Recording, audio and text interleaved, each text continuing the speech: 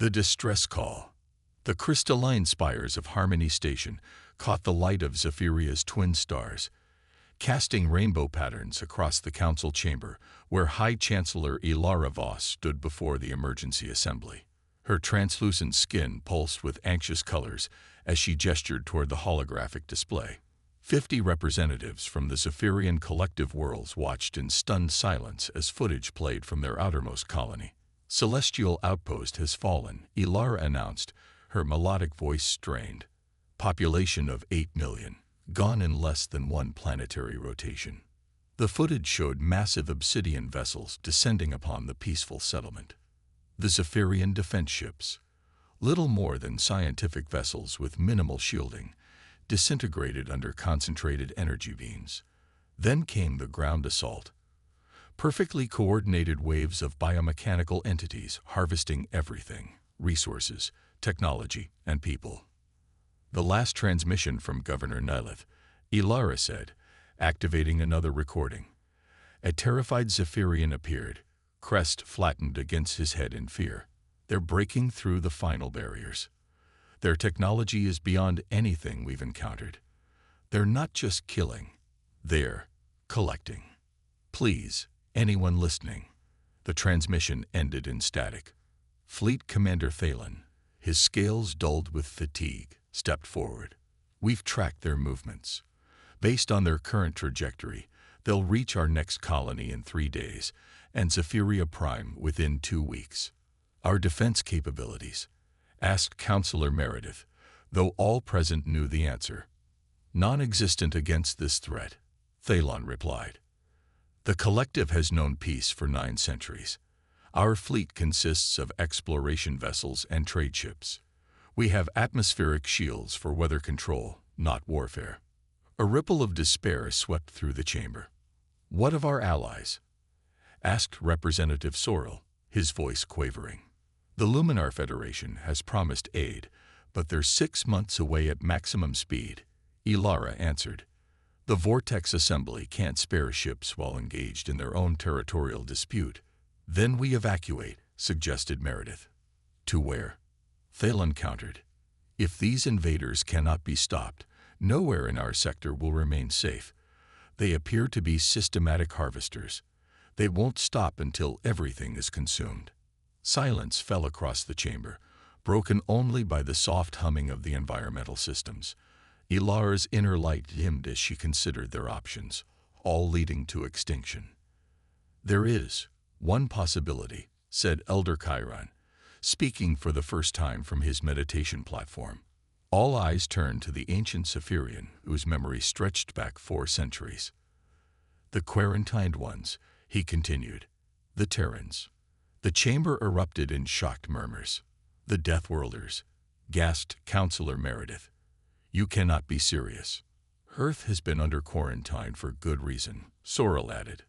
They evolved on a radiation-bathed planet with crushing gravity and toxic atmosphere.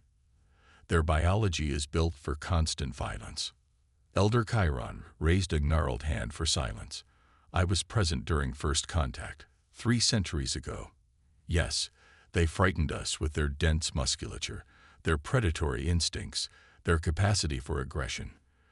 But they also demonstrated remarkable compassion and a ferocious protective instinct toward those they consider under their care. We chose isolation over integration, Ilara said thoughtfully. We feared their warlike tendencies. And now we need warriors, Thalen stated simply. The debate raged for hours. Some argued that inviting humans might simply replace one threat with another. Others pointed out that long-range scans showed humans had achieved significant technological advancement despite their isolation, perhaps even surpassing Zephyrian capabilities in military applications. Finally, Ilara called for a vote. It passed by the narrowest margin in collective history, 26 to 24. Activate the ancient emergency frequency, she ordered, her voice steady despite her inner turmoil. Let us hope they still remember us, and that they choose to answer. The signal pulsed outward through subspace, traveling along channels unused for centuries. To Earth Central Command from the Zephyrian Collective Council. Emergency Protocol Omega. We face extinction from unknown invaders. Requesting immediate military assistance. We have no other recourse. The message shot toward the quarantined blue world. The world of Deathworlders. The world of humans. No one knew if Earth still monitored the old frequency. No one knew if humans would respond after centuries of enforced isolation. No one knew if they would come as saviors or opportunistic conquerors. But they had to try. The alternative was extinction. Admiral Helena Chen was enjoying her morning coffee on the balcony of her San Francisco apartment when her neural implant chimed with an emergency alert. The priority code made her freeze mid-sip, a first contact protocol that hadn't been activated in generations. "Display," she commanded, and the message materialized before her eyes. She read it twice, then a third time, scarcely believing what she saw. "Well, I'll be damned," she muttered, setting down her cup with deliberate care. The Zephyrians finally called. Within 12 hours, she stood on the bridge of the UES Relentless, Earth's foremost battle carrier.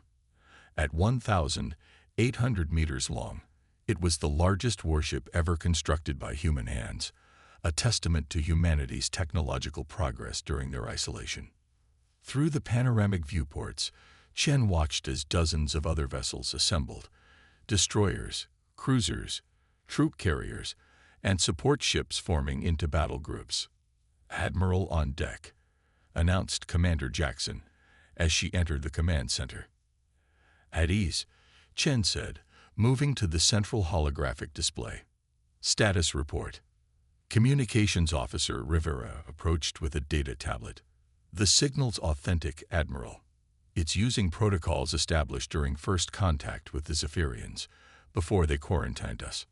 Chen studied the star chart, where the Zephyrian collective glowed as a cluster of blue lights. 3 days at maximum FTL drive, she noted. "Intelligence brief." Strategic Officer Patel stepped forward.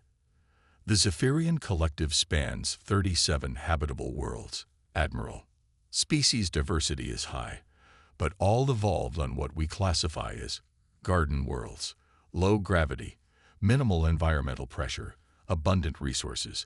Their technological focus has been on art, medicine, environmental harmonization, and communication. Minimal weapons development." "They never needed to fight," Chen observed. "Precisely," Patel continued. "Their evolutionary path never included significant predation or resource competition. Their entire defensive capability is essentially a well-equipped Coast Guard."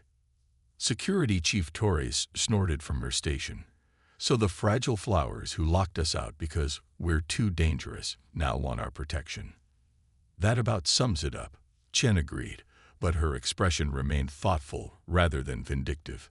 "President Alvarez has authorized a full crisis response. All 7 battle groups, support vessels, and colony ships." "Colony ships, Admiral?" questioned Commander Jackson. "If these invaders are as thorough as described, some Zephyrian worlds may need evacuation and resettlement," Chen explained. "Besides, this is humanity's chance to rejoin galactic society. On our terms this time." She called up the holographic display, showing the message from the Zephyrians along with sensor data they had transmitted about the invading force. "These ships," she mused, studying the angular black vessels. "The attack pattern is methodical, precise. No wasted motion, no mercy, no negotiation attempts. They're stripping planets of all valuable resources, including the inhabitants. Reminds me of old Earth legends," said Rivera. "The locusts of biblical plagues that consumed everything in their path." Chen's expression hardened. "Compose our response." Message received. "The Deathworlders are coming. Hold position. 3 days until arrival." As Rivera transmitted the message, Chen addressed the entire bridge crew. "I know what many of you are thinking. Why help those who rejected us? Who feared us? Who called us monsters?" She paused, making eye contact with each officer in turn. "Because that's what makes us human. We protect. We defend. Not because there's something in it for us, but because it's right." She walked to the viewport, gazing out at the assembled fleet. humanity's greatest military achievement, created not for conquest, but for defense. For millennia, we fought ourselves. We nearly destroyed our own world, repeatedly. But we learned. We grew. We united. Now we have a chance to show the galaxy that the very traits they feared in us, our strength, our tenacity, our willingness to fight, are exactly what make us valuable allies. And if these Zephyrians still fear us after we save them? Asked Torres, voicing what many were thinking. Chen smiled slightly. Then we'll have proven them right about our capacity for violence, and wrong about how we choose to use it. She returned to the command chair. Set course for the Zephyrian Collective. Maximum speed. All ships to battle readiness. As Earth grew smaller behind them, Chen stood alone in the observation lounge, watching the stars. Commander Jackson joined her silently.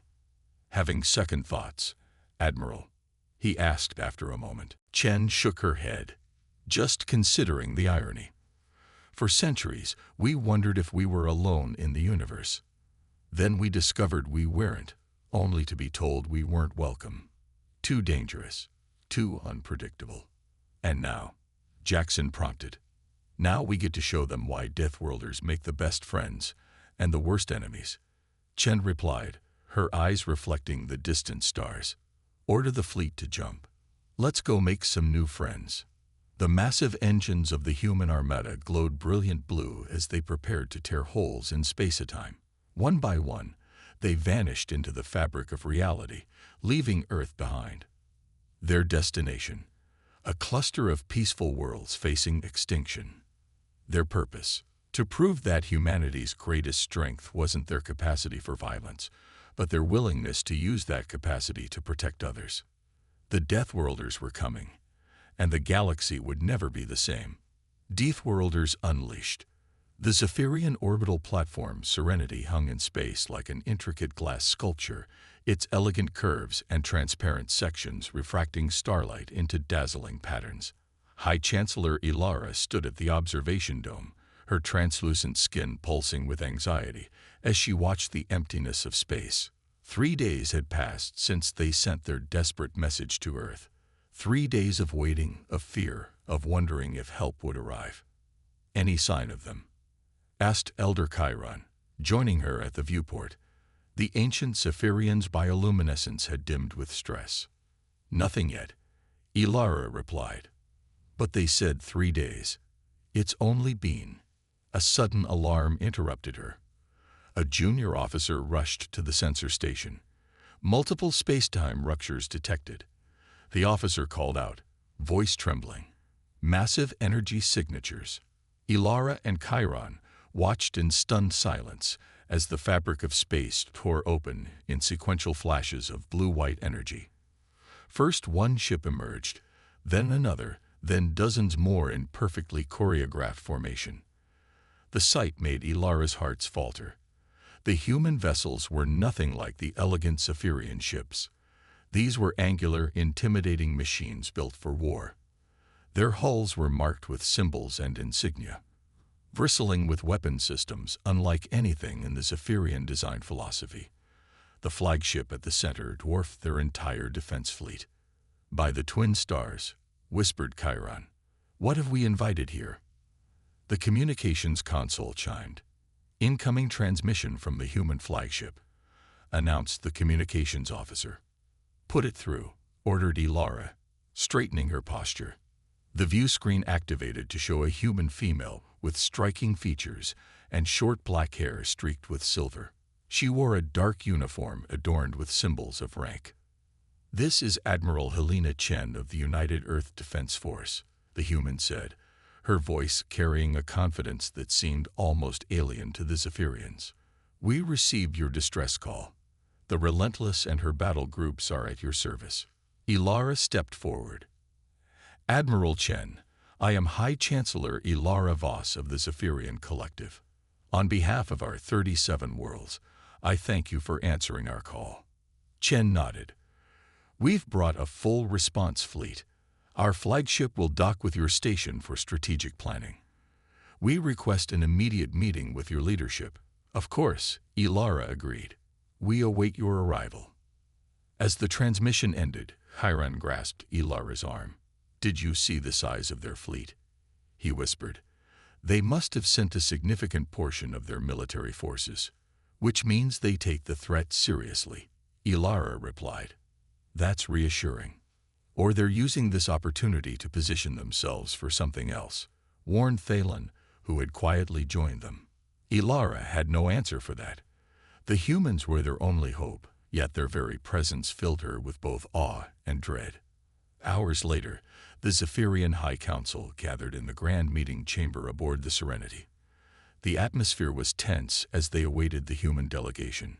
When the doors finally opened, many Zephyrians couldn't suppress gasps of shock. Admiral Chen led a group of 5 humans into the chamber. The Zephyrians had studied historical records of their first contact with humanity, but seeing them in person was entirely different.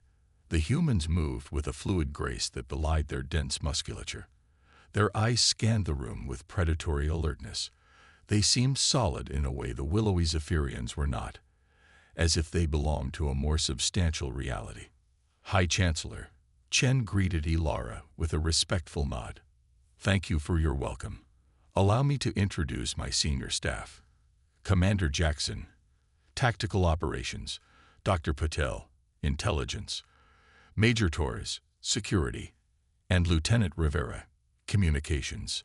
Formal introductions completed, they gathered around the central holographic display where Thalen had prepared a tactical briefing. "The invaders have already consumed 4 of our outer colonies," he explained, his voice strained.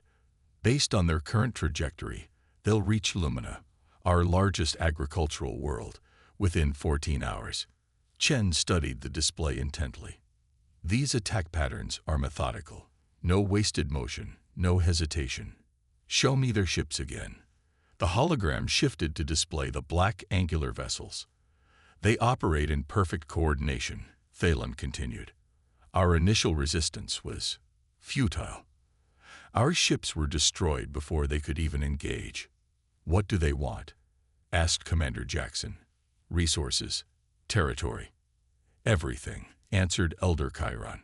"They harvest all valuable materials, metals, minerals, water, organic compounds. They take technology, energy sources, and," he hesitated, "people. Collection rather than mere destruction," noted Dr. Patel. "Interesting. We've named them the Harvesters," Ilara said. "They've made no attempt at communication. We don't know if they even consider us sentient." Chen's eyes narrowed as she analyzed the tactical display. "Your people are pacifists by nature and culture. I understand that. But I need to know, are you prepared to fight alongside us if necessary?" An uncomfortable silence fell across the chamber. The concept of violence was deeply foreign to most Zephyrians. Finally, Thalen spoke. "We are prepared to assist in any capacity that does not require direct combat. Our ships can provide medical support, evacuation assistance, and sensor capabilities." Chen nodded, unsurprised. "That's acceptable. Your people would be at a disadvantage in direct combat anyway. Leave the fighting to us. It's what we evolved to do." She turned to her staff. "Here's the plan. We position our main battle groups at Lumina as a defensive perimeter. We'll use your long-range sensors to get real-time intelligence on harvester movements. When they arrive, we don't wait for them to engage. We hit them first, hit them hard." The humans discussed strategy with a confidence that astonished the Zephyrians. They spoke of combat, of tactics, of weaponry with a natural fluency, as if violence were a language they had spoken since birth. "One final question," Chen said, turning to Ilara. "These harvesters, have they ever encountered resistance that could actually hurt them?" "No," Ilara admitted, "not that we've observed." Chen smiled, a predator's smile that sent involuntary shivers through many Zephyrians. "Good. Then they don't know what's coming." 12 hours later, the human fleet held position in orbit around Lumina. The beautiful agricultural world, known for its vast fields of luminescent crops and floating gardens, had been partially evacuated. Those who couldn't leave had retreated to underground shelters. Admiral Chen stood on the bridge of the Relentless, watching the tactical display with practiced calm. Beside her, Fleet Commander Thalen monitored Zephyrian sensor networks. Multiple subspace distortions detected, he announced suddenly. They're arriving. Space folded in unnatural ways as the harvester ships emerge. Dozens of them, then hundreds, their black hulls absorbing rather than reflecting light. By the stars, breathed Thalen. There are more of them than we anticipated. Chen's expression didn't change. Numbers aren't everything, she said calmly. Battle groups Alpha through Delta moved to intercept formation. Echo and Foxtrot maintained defensive perimeter around the planet. Golf, stand by for flanking maneuvers. The human fleet moved with precision, separating into tactical groups. The harvesters, encountering an actual military force for the first time, hesitated momentarily. They're scanning us, reported Rivera, trying to assess threat level. Let's help them with that assessment, Chen said coldly. All forward batteries, fire. The space between the fleets lit up as energy weapons discharged from the human ships. The barrage caught the lead harvester vessels, their shields flaring under impacts more powerful than anything they had encountered in the Zephyrian sector. 3 harvester ships exploded in brilliant flashes. The rest immediately shifted into attack formation. They're fast learners, noted Commander Jackson as the harvester fleet split into multiple attack vectors. So are we, Chen replied.